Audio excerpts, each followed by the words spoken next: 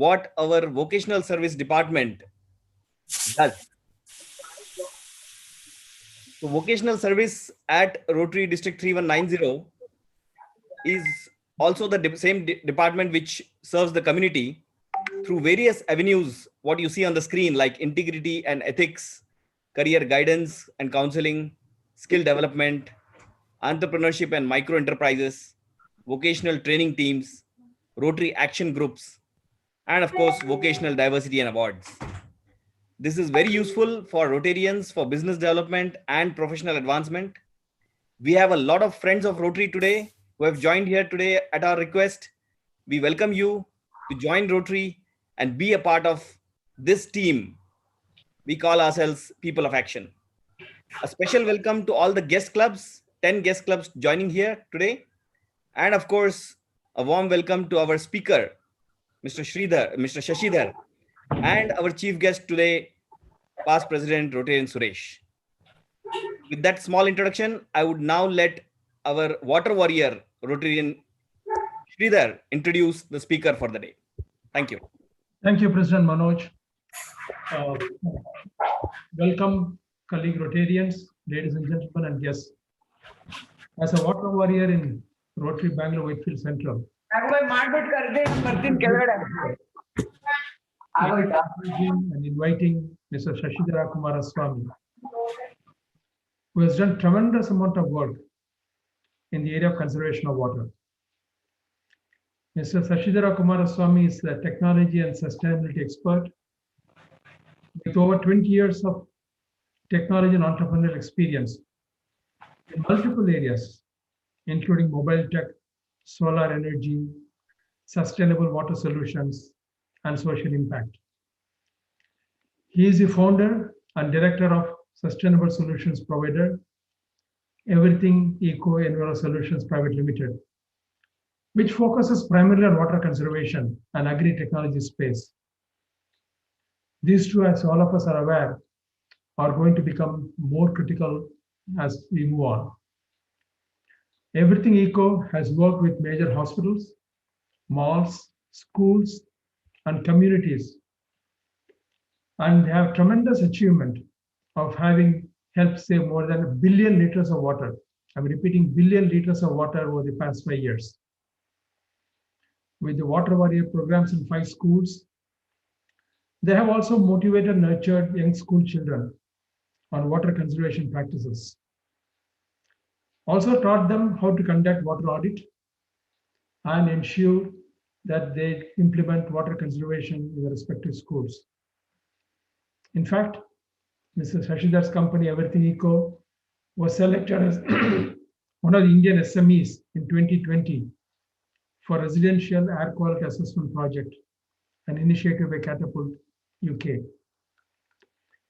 He is a member of the American Waterworks Association and is actually involved in urban water planning and multiple technologies to solve water conservation by rainwater harvesting and also reducing wastage at distribution level.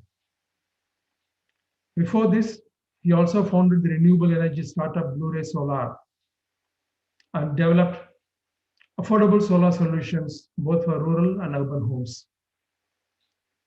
He also initiated Solar for Schools program to educate and engage children in rural schools and also ensure there are hands-on experiments in renewable energy. Prior to this, he was heading the solar technology group at Simpa Networks and enabled rural electrification of 40,000 homes with solar power with smart financing. He also serves as a board of director at Murata Business Engineering, a subsidiary of Murata Japan, who are leading manufacturers of electronic components. Mr. Shashidhar holds an MS in Computer Science from California State University in Sacramento and a Bachelor of Engineering in Mechanical Engineering from National Institute of Engineering, Mysore. Mr. Shashidhar, it gives me immense pleasure to invite you, and we want to learn from you. And over to you. Thank you.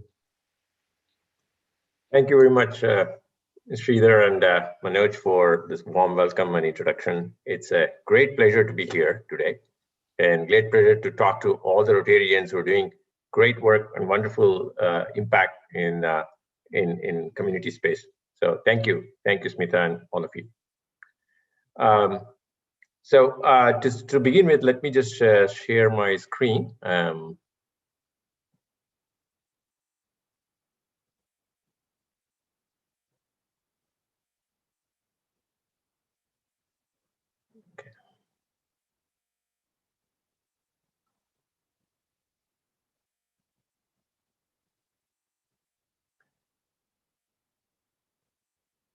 Manoj, can you? Okay.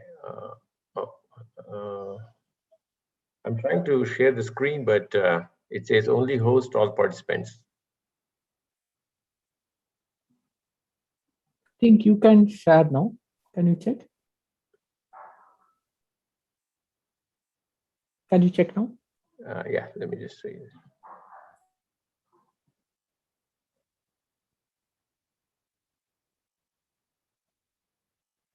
It says, it gives me, when I click on the share screen, it gives me an option that, okay, now I can. Okay, perfect. Okay.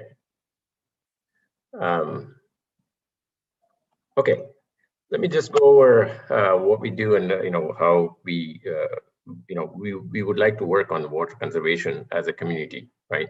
So first and foremost, that we all understand water is the most critical part of our life, everyday life, and we all know that every drop counts. But most of us are not aware of where this drop is coming or where it is going. I think that's where we started our company, Everything Eco, to say, where and how we can reduce our losses and consider what we get from the sky. So the first and the foremost thing that I would like to talk to most of the members here is, how many of us have ever questioned this thing? What is my water footprint? We all talk about carbon footprint. We talk about environmental footprint, issues with energy and everything, but hardly anybody talks about water footprint. And then that particularly is about your daily consumption of water based on activities. So this is one of the most important parts of our question that we ask all our clients as well as also friends and family. What is your consumption and what is your footprint? And then many people also question, why do I need to know, right? I think we have an answer for that next. Because as a community, as society, we started our living next to rivers, because as a social gatherings, all our residential activities were near rivers, because we never had to worry about water footprint. Rivers were flowing fresh, and then we would use only the amount of water that's required in a daily life. Then slowly, as civilization improved, people started moving inwards, and we started having wells, right? And bore wells, regular wells. Still, the footprint was not a major issue, because you would only carry the amount of water that you can, right? Even in many villages, water footprint is not a major concern.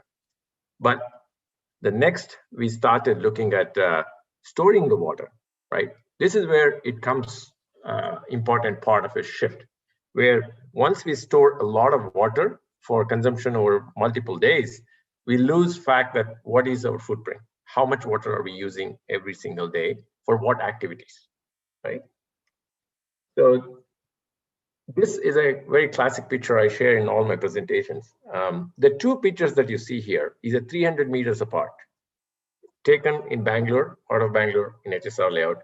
A person washing cars, streets, everything is 36 liters a minute flow that they use the pipe hose, and then does this every day, at least half an hour to an hour. And the kid on the right side takes a small, bucket of water, and two of these, he carries 5 floors and lives on it for an entire day, that family.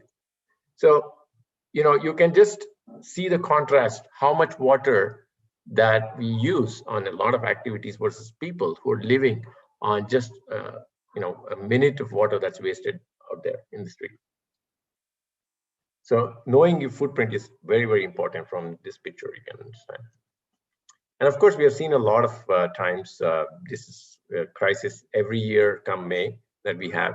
This year also we would hit, but I think because of Corona, this news is not making to the top of the list. But most of the years we see this by May and June. all over Bangalore and Karnataka and all over the country. And I would like to say also that because of the COVID impact, that people are also using a lot of water now, right? I mean, we have to wash our hands and everything, so we got to be more conscious about how we consume our water. This is an actual picture of India, where we have 54% of India, which is facing high to extreme high water stress right now. So this scenario is not going to change, over future years, unless we take action to conserve and protect our water resources, as well as bring down our footprint. So next, I would like to move to the next one. So what is the usage pattern, right? Water usage pattern, right? How do we, how do we use our water daily? This is a, clear indication of where our water is used on a personal basis. I'm not talking about industrial, although we have worked a lot with all commercial buildings. We have actually worked with every single mall in Bangalore, all hospitals across the country. The patterns are different in each one of them, but I'm only talking residential right now here. So the flushing is a 30%, personal washing and taps is 21%, and showers is a 12%. So as you can see, this is a major chunk of our water usage in a daily basis on a personal level. When it comes to commercial, it is different. Like in hospitals, we have seen kitchen and dialysis centers actually consume a lot of water. And apparently the showers are not the major consumption of water at all in hospitals. So depending on each one, we have to do an intervention. That's what we have done over the last 5 years. And one thing I want to highlight here is the last point in the list is a drinking. That's the primary source of what is critical, like cooking and drinking is what we require to live on this planet Earth. Everything else that you see is basically you're cleaning up and then the water is going back into drains. So we have to make our effort to conserve. So without any interventions, typical day that we see, we have a lot of water that gets wasted out in these formats. For example, brushing and wash basin usage is at least 10 minutes is 120 liters of water, and showers 180 liters of water. And similarly, flush lines 6 times in an eco-friendly flush, it's 96 liters. Washing dishes is 12 liters per tap, is 240 liters, because typically most of the time the taps are running, they're not stopped between wash.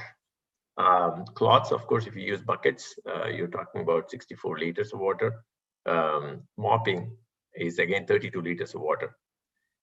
But last two are again I want to highlight is 12 liters for cooking and 3 liters for drinking. I mean, this is a fundamental need that we fresh water that we use for our living on this planet Earth. But the rest, everything else is basically a transient use for a short duration, and then 90 to 95% of the water goes down to the drain.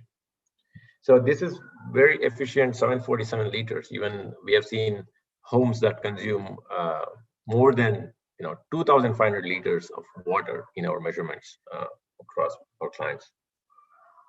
And of course, we have not considered, as you can see below, car wash, front guard, gardening, all of that, and the list keeps going on. So now, what can we do? What is the interventions we can do, right? I mean, how do we get to a point to save? So simple interventions we talk about in a residential settings is, your wash basins can have aerators, which are basically water-saving devices.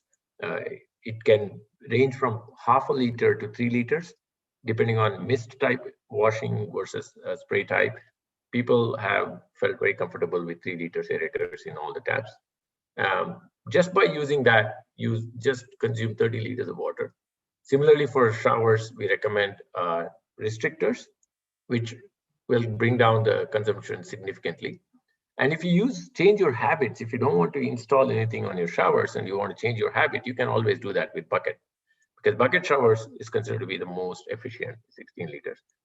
Flush lines, we recommend STP, reuse of the water, if you're in a community which has STP. Then, of course, the wastage is almost zero. Similarly for dishwashing. So using tap aerators, restrictors will always help you reduce the water flow. and 20 minutes will bring down to 120 liters only wasted. Clothes, washing clothes, again, if you use buckets, 2 buckets, reduce it as much as possible. Washing and then the rinsing in 2 buckets, you can help reduce.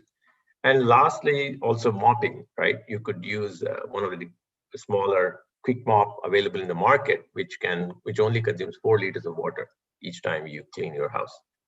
And I'm keeping the same cooking and drinking. I'm not changing those. So obviously you'll have 15 liters every day that's used for basic purpose. So as you can see from the previous slides to this, you automatically reduce consumption by 70%, right?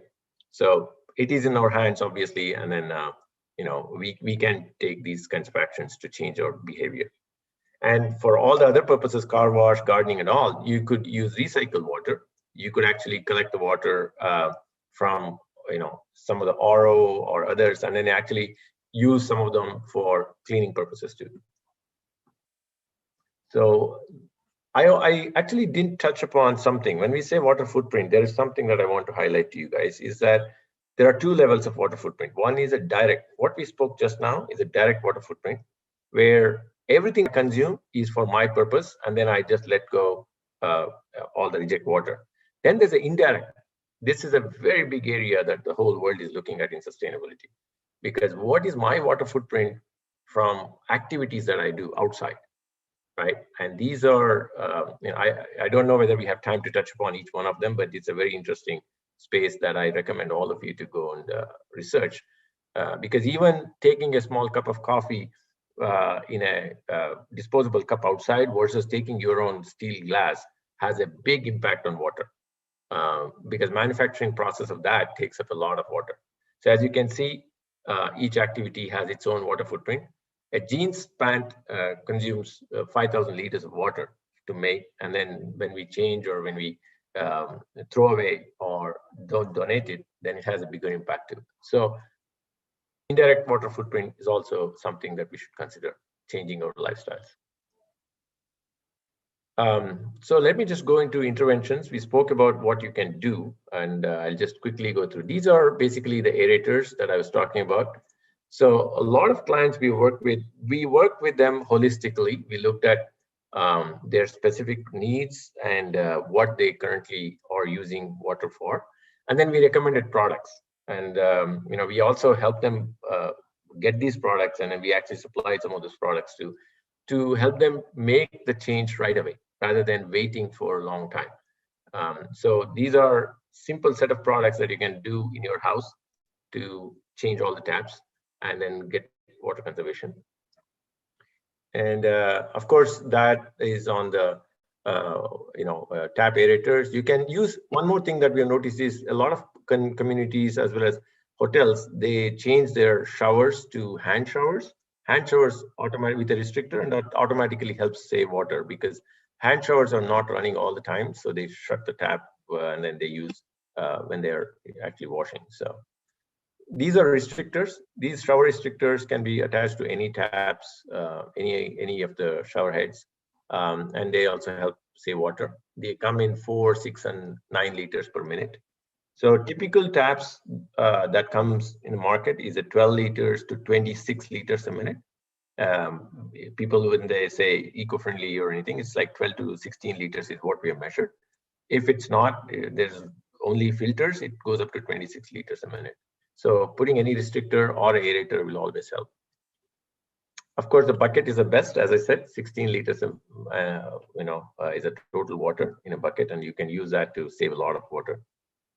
And the quick mop, which I mentioned earlier, is a similar one that I'm showing here, available in the market. The plus point is you can use one time, half of this bucket, and then you can mop pretty much the entire house of 2,000 square footage. So you save a lot of water with that. And of course, the water, if you don't use chemicals in your mopping, you can reuse that water for your plants too. If you bio cleaners, if you're using, then you can use it for other purposes. Let me come back to one more thing we have considered is rainwater harvesting. So Bangalore is blessed with very good rains during multiple months, and we have studied this. And we get close to 877 mm of rain in a year. And we have we have been looking at every single customer and clients to tell them and individuals that the most important thing we should do is save this water, not just recharge into the water wells inside. Because when we save, it's the purest form of water that we get. And if you put filters, you can actually filter any dust and dirt particles, and then you can save that water.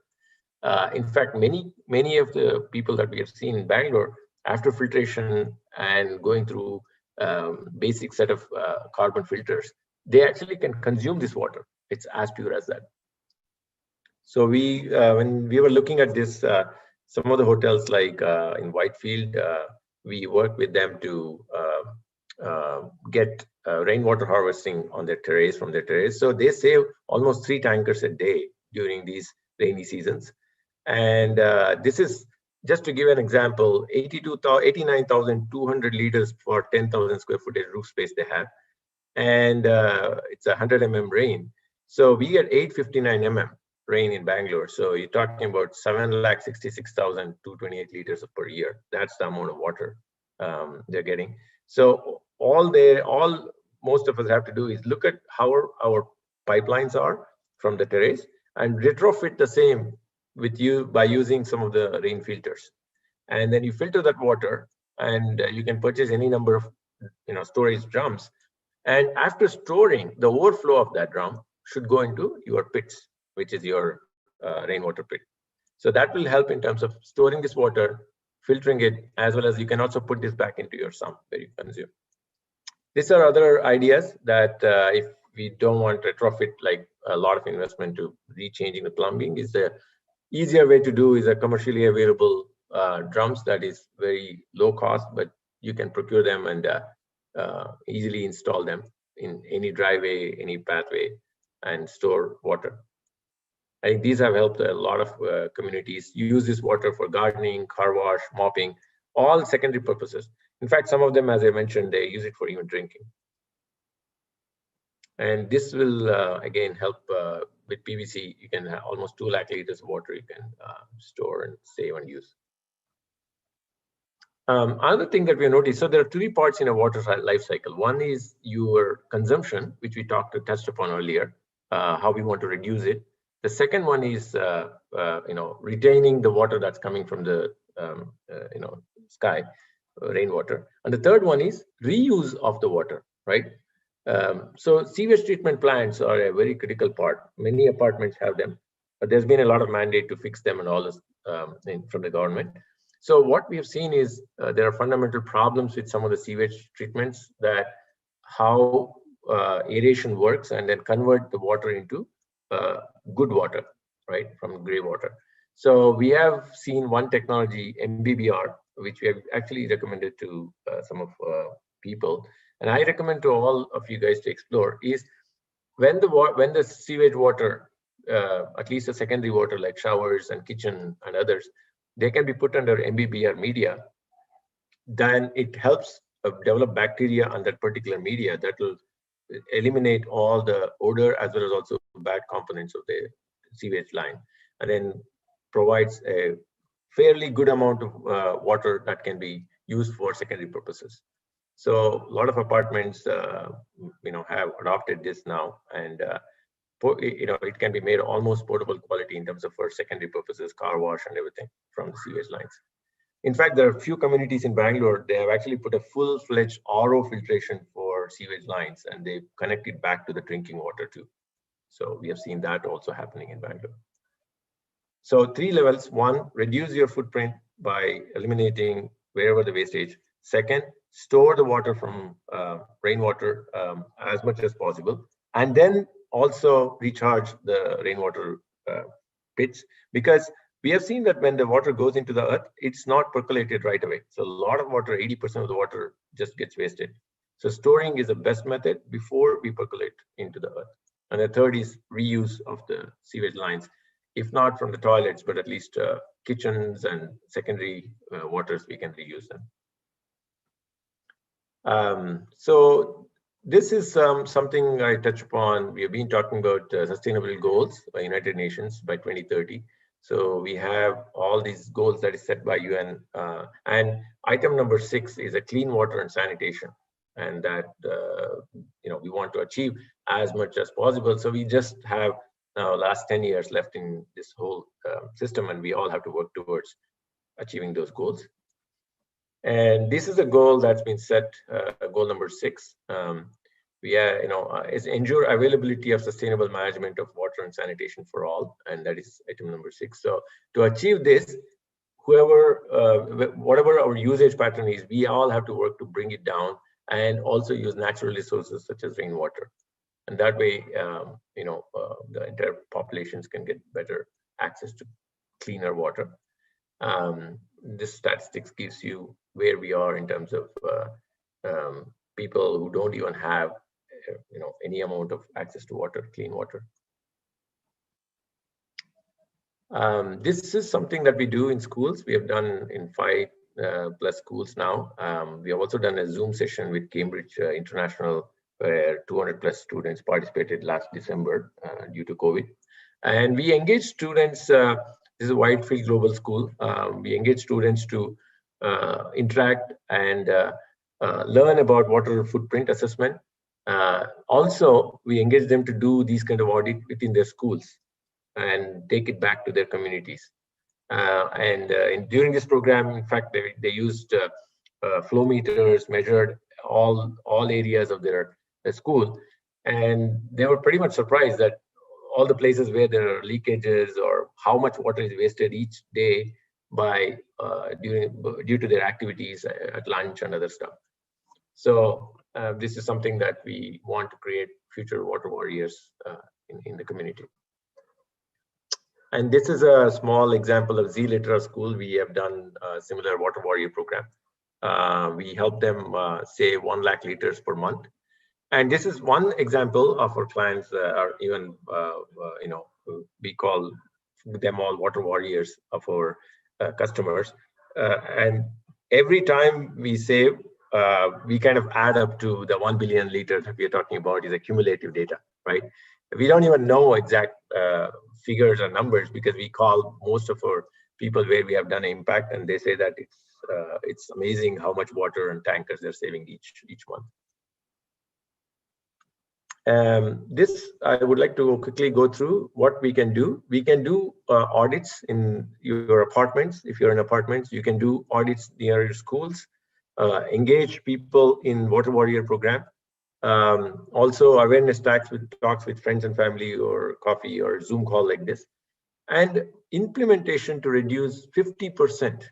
I think that should be a target for all of us, 50%, because most of the water that we use is just for secondary purposes, and it just gets back into as a dirty water into outside rivers. This is another small example of what we have done with hostels, KLE. In fact, we have worked with all the schools and colleges and hostels because there's a lot of consumption of water. It's 7.5 lakh liters a month is what we are saving for KLE institutes. Apartments, again, major apartments consume a lot of water. We have worked with one small apartment, Srinilaya, with just 70 plus apartments, and we have been able to help them save 28 tankers a month.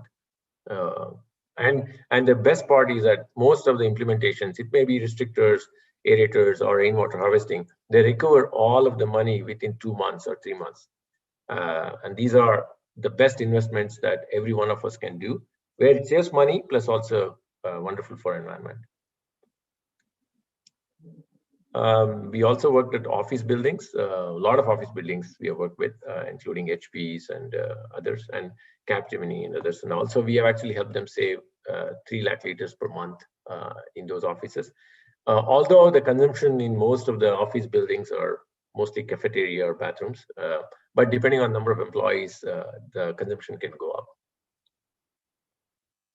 Hospitals, we're proud to say that we have worked with all leading hospitals in the country: Narayana, Hridayalaya, Apollo, Fortis, every one of the divisions.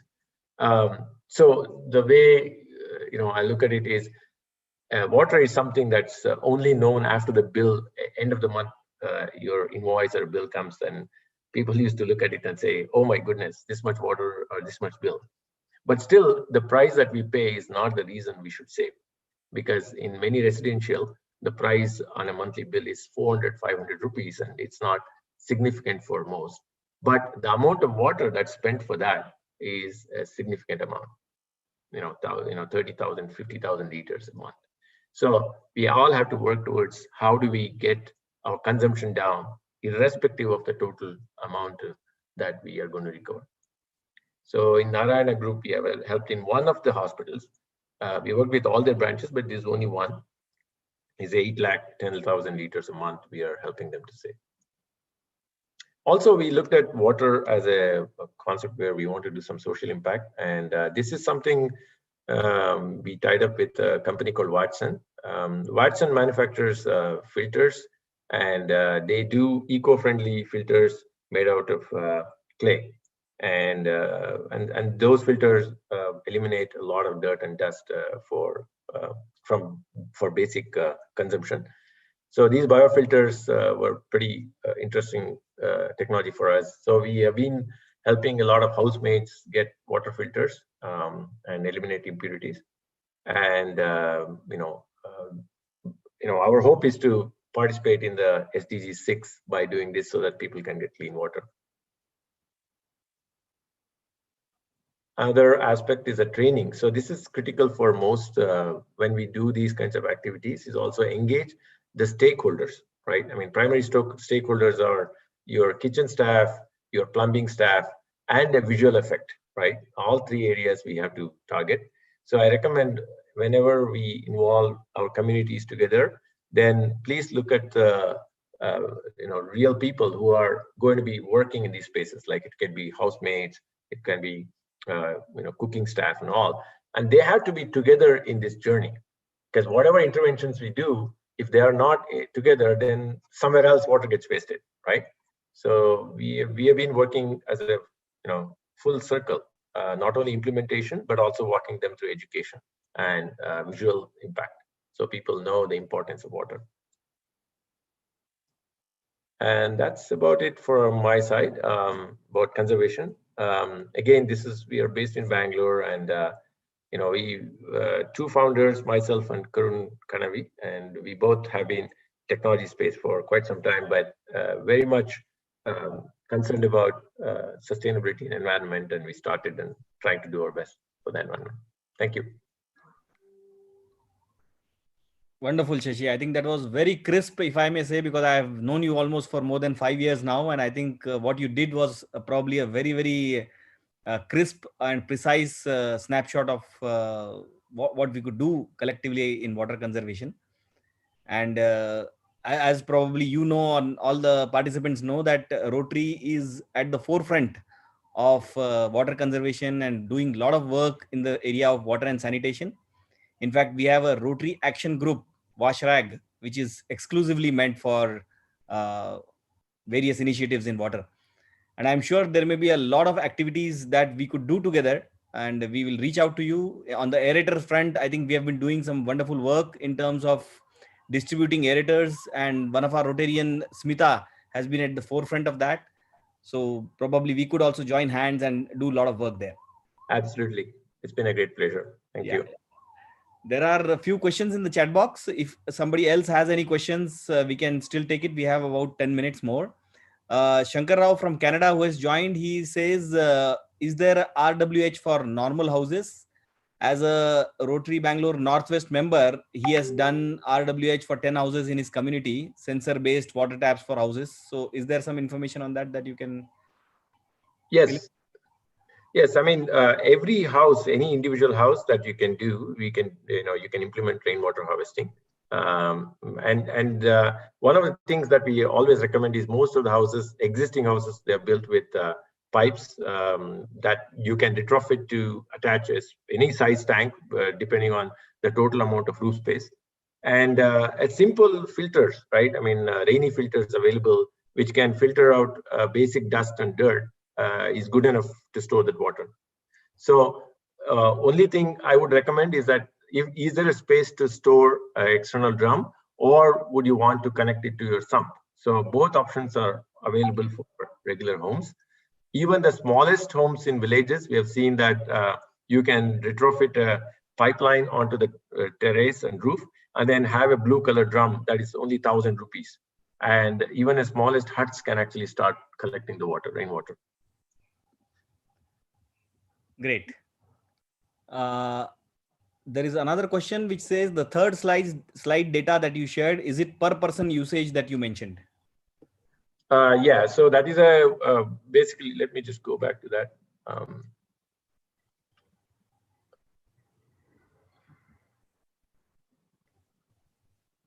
Yeah, this one, right? So this is a household, typical household consumption. It's not exactly a per person, but a typical household members, and when you flush, this is the amount of water that just gets used up. And then when we talk about this one, this is again depends on individual usage patterns. So we consider 10 minutes of brushing is like, we actually timed a lot of these activities too in a 3-member homes and a 4-member home and averaged it out. But in some cases, it may be much higher. And as I said, 747 is still a fairly reasonable number. In my communities, we are at like 440 per household. Still trying our best to reduce it to 280 or 300. But these are the numbers that we want to achieve. Yeah, I think this is a very wonderful study that you have done, and I can tell you from my experience, I still keep having discussions with various people who still feel that shower, in bathroom uses less water than bucket. So that's something which we still have to demonstrate to people and make people realize that bucket wash or bucket bath is certainly far more water saving than the shower bath. Absolutely. I think the key here I want to mention, the showers, in one way, we feel that the water flow is very controlled, but it is averages out over a period of time, depending on the person to person, right? And the usage pattern. There's a lot of people who run the shower for the entire duration, and the shower is at a very high mode. And we don't have a control on types of showers people are also using. So a bucket is a definitely a defined amount of water. And it also restricts you just to make sure you clean up yourself and then you're out of that, because you don't want to keep on filling the buckets multiple times. So that is a behavioral aspect that we have seen in using the bucket that helps save water. Yeah, and as you might know, we have a rotractor and intractor format at Rotary, whereby we try to induct this making a difference or serving the society concept into younger minds. And I'm sure we could take help of your company, Everything Eco, and run these kind of campaign programs through Zoom and other things during this lockdown period to make everybody sensitized with respect to all these aspects that you talked about. Absolutely. We'll be more than happy to do that. Right. Why recharging of borewells is not mentioned? Any specific reason that you did not touch upon that? Yeah, good question. So I think it's a mandate today in most parts, at least in Karnataka, that recharge well is a must for most of the construction. So the recharge, the way it works is, all the rainwater that comes through, you put it back into a recharge well of 6, concrete rings, and then it percolates back into the earth. The one thing that we are trying to address is just not recharging. We are talking about store and recharge.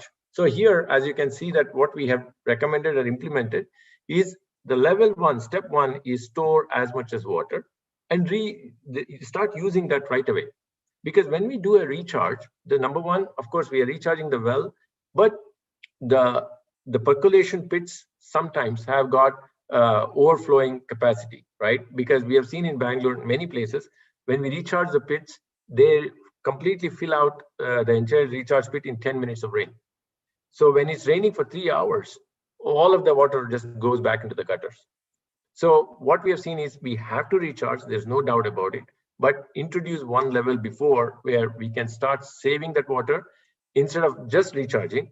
And if you just recharge, you are actually putting back into the borewell, but you're pulling the water again and you're using electricity, carbon footprint, everything. So my point was that we store, we use it right away, plus excessive water goes into the recharge pit. And believe me, this kind of a drum here, what we have seen, this is a Fortune Hotel where we have implemented in Whitefield. This gets filled up in like 20-25 minutes of rain. And then after that, excess water automatically goes into the recharge pits. So there's a lot of water that we can store from rainwater. Yeah, there is also a very good suggestion that if roadside water, is if that drainage system is with underground water recharge at every 100 meters, I think that will improve the underground water level. Absolutely, absolutely. I think that is one wonderful aspect. Many people have recommended you can put, in the drainage system, you can put 6 rings, and then you can fill it with carbon and also, sands, and then you can do basic filtration and restart recharging in the whole community. Right. So that will help us. Yeah. In fact, one of our president, Sumati Rao, is writing, in our building, we recharge the borewell with the extra water. So rainwater is not wasted. That's also a very simple and efficient system, I would say. Absolutely, absolutely. Well, one point which our vocational service director Dr. Radhakrishna says that in the past we had a session on energy saving by Dr. Chetan Singh Solanki, who is also called the Solar Gandhi of the country. And we created a group of Rotarians who committed reducing their power tariff by electricity bills by 50%. So we have seen many members reporting significant reduction. So it was basically demonstrating as Rotarians that this is what we could do. Can we have your help or your company's help, Everything Eco, to create a similar group? It's more like volunteering, whereby we would go ahead and reduce water usage or identify this water footprint and reduce it by 50%. Absolutely, absolutely. I think anything we can do together to help, Rotarians and all the group members reduce their work footprint, we can definitely do a group and then share ideas, share thought process, and whatever we've learned in the last 5 years and working with many of the businesses, we can actually help and then reduce the water footprint. Right, because there are simple techniques. For instance, Smita is highlighting, can you please talk about water efficient car wash? So this is a simple technique which you might be able to communicate to all the members and attendees here, and that could be implemented in real life. Sure, absolutely. In terms of when we talk about car wash, there is a mist spray that we can use in a car wash. So that is actually a wonderful way. So without using any chemicals, you can actually run the mist spray, which is readily available in the market, which we use it for a lot of spraying for the plants and stuff like that. And you can use only half a liter or 1 liter of water, and you can actually wipe the entire car with a mop. So things like that really helps changing our behavior. Great. And are you doing something on policy levels? That's another question that Usha Silvaraj is asking. Very interesting, good question. Thank you very much, Usha. On the policy level, we haven't interacted much or changed the policies. We have actually had discussions on the government level to say, to bring out some policies wherein a new construction should always have standards for water consumption within the communities or buildings. We have been talking about it. There's been some progress with at least rainwater harvesting. There's been a lot of progress. So new constructions today are recommended to also have a concept of storing with a double taps, and then they can store the rainwater as well as also recharge. But we need to make a lot of progress in that, at least in India, to have a absolute requirement that these are installed or mandated for everyone to be water efficient. Great. Can you elaborate on MBBR for STP and how costly is it for an apartment complex? Yeah, good point.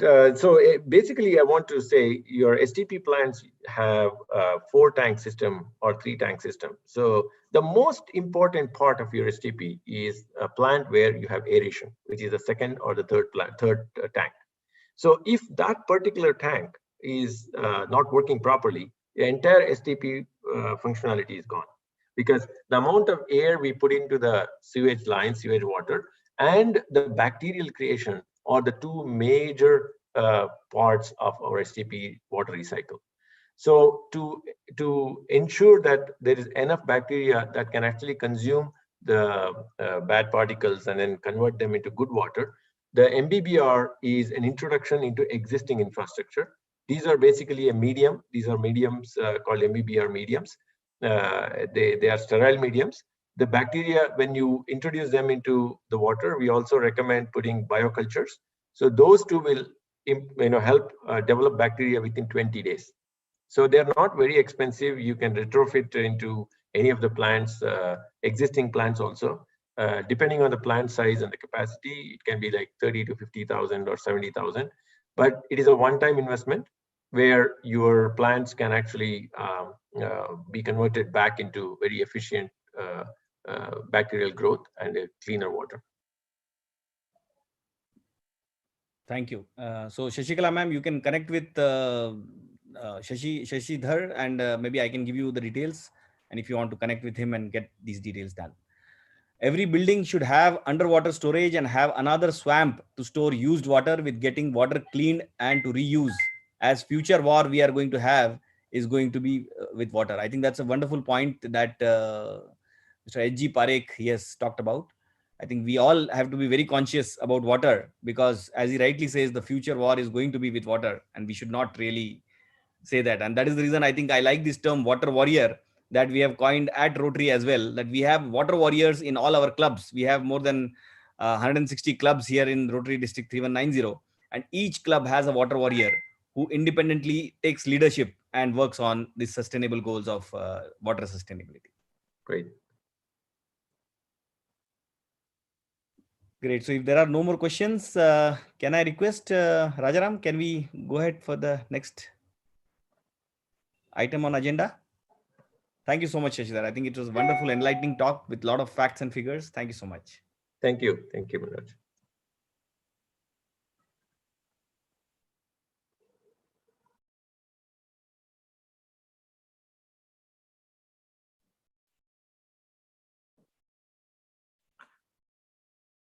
I would request Rotary and Shekhar Hariharan to introduce the today's chief guest.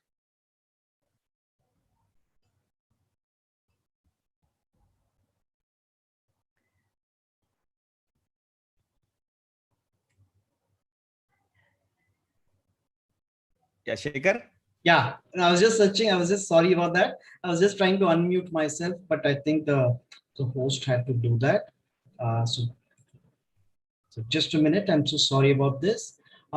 It's a great privilege and an honor to be doing the introduction of our very special chief guest, Rotarian Suresh Ambli. He has held several posts at district level in District 3190 for the last 27 years. Among the posts and positions he has held are District Director for Vocational Training and Water Resources, District Secretary, GSE Team Leaders to South of Wales, Deputy RFC in 2012 and 13. Besides these, he has also had the honor of being appointed as the cadre member directly by the Rotary Foundation for audit purposes. He's been instrumental in organizing funds through the Rotary Foundation, thereby helping change lives of many for better. He was also the recipient of the most coveted award, Celebrity Unsung Hero, in the last district conference. Lastly, Rotarian Suresh Ambli has an engineering and architectural firm called Suresh & Associate. On behalf of RBWC and all its members and the attendees today, we thank you for being a part of our session today and heartily welcome you to present our Vocational Excellence Award.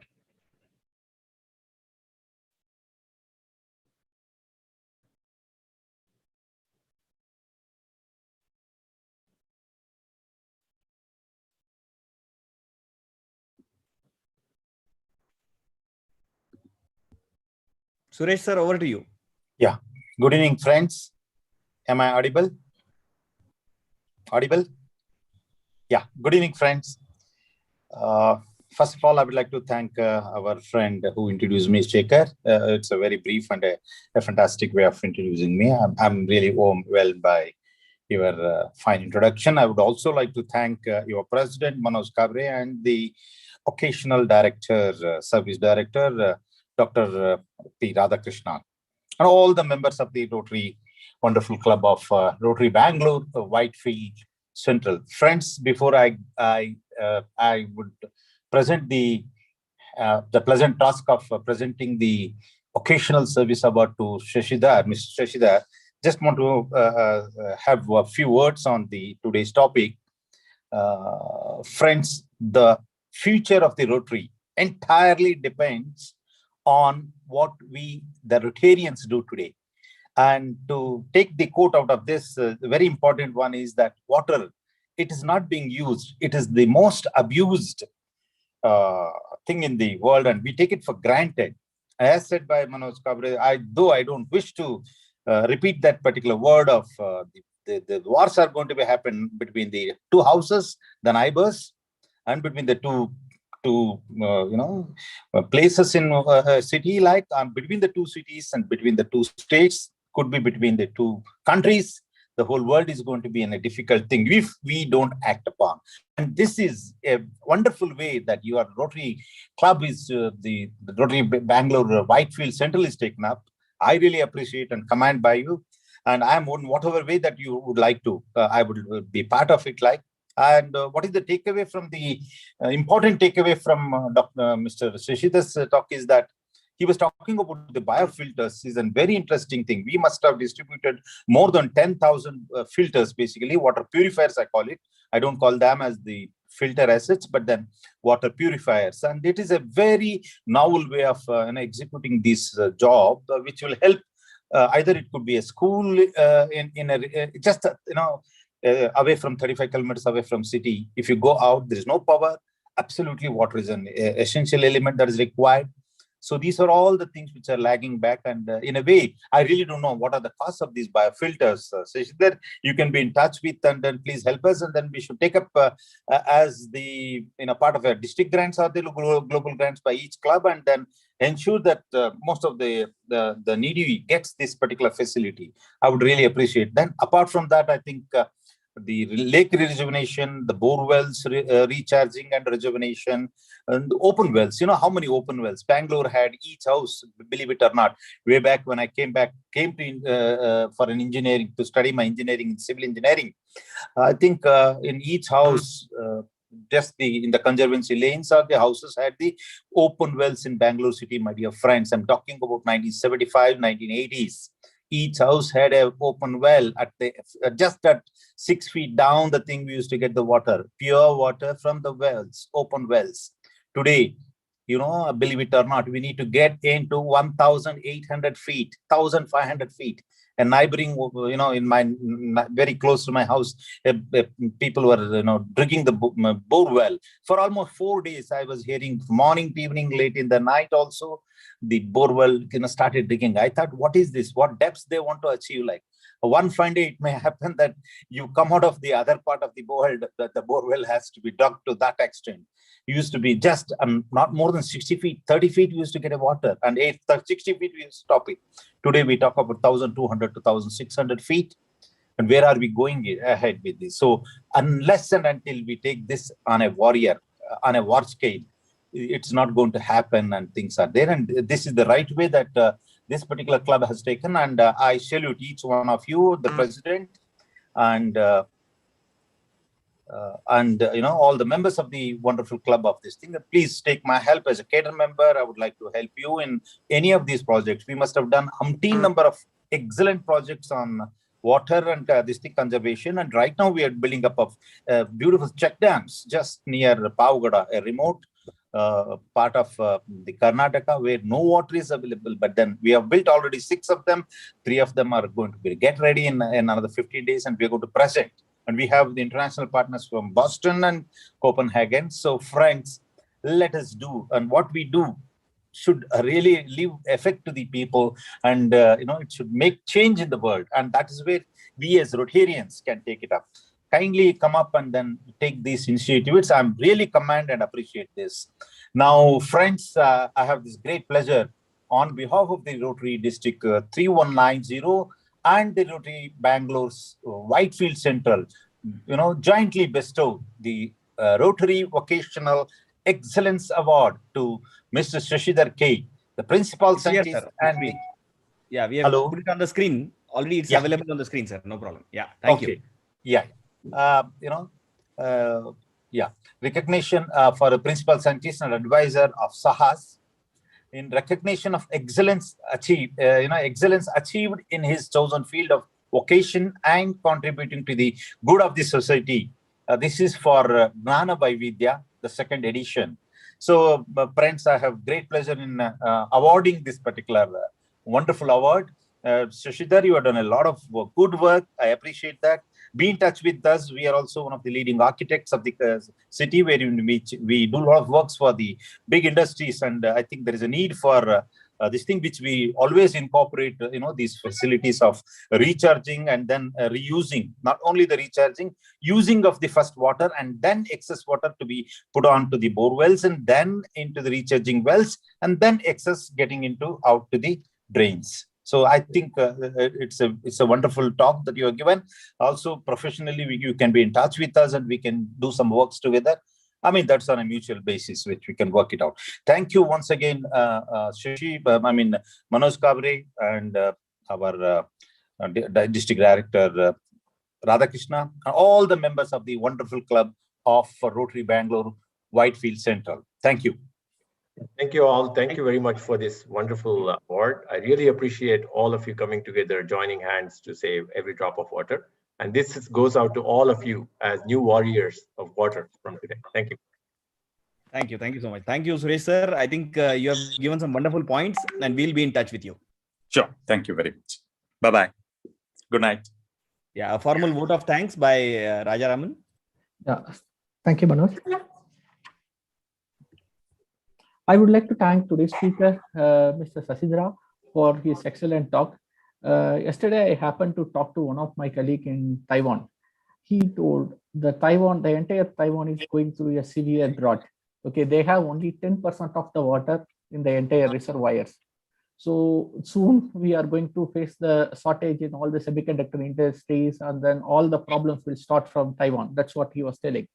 When today I see this presentation, I feel we cannot bring more rains, we cannot bring more, we cannot generate more water and other things. So only thing is we can conserve water, and then this he clearly told us how to save the water, how to conserve the water. And thank you for your excellent presentation.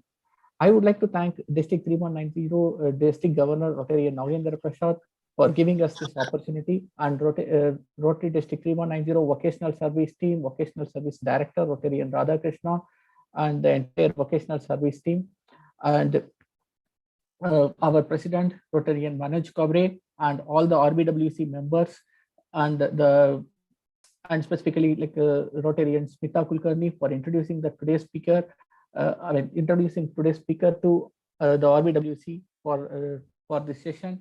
And I would like to thank Rotarian Sridhar for introducing the speaker in this meeting. And I would like to thank Rotarian Shekhar Harikaran for introducing the chief guest. And I would like to thank our chief guest, Suresh Ambli, for giving the Vocational Service Excellence Award to the speaker. I would like to thank all the guest club joined today: Rotary Bangalore Basamangudi, Rotary Bangalore Reach Out, Rotary Manchester Eco, Rotaract Farmwell, Rotary Bangalore Downtown, Rotary Bangalore RMB Central, Rotary Nasik Grape City, Rotary Bangalore Sadashiv Nagar, Rotary Riverside, Rotary Bangalore Platinum City, all the guest clubs today who made this event very successful. At one point in time, we got around close to 80 participants. This is one of the highest participant in the session too. And I would also like to thank all the Rotary friends of Rotary for joining today. And then I hope you will join Rotary, and then you can carry on all these good things, whatever we are doing in your community. Before I close the meeting, I would like to share the future events. On May 26th, we have a session on fitness in lockdown by Vanita Ashok. She is a Fit India ambassador. And on June 2nd, we have a green periods by Dr. Meenakshi Bharat. And June 9th, we have the meeting on natural cleaners by Smita Kamath. So all these meetings we scheduled in the same time in every Wednesday, 6:30 p.m.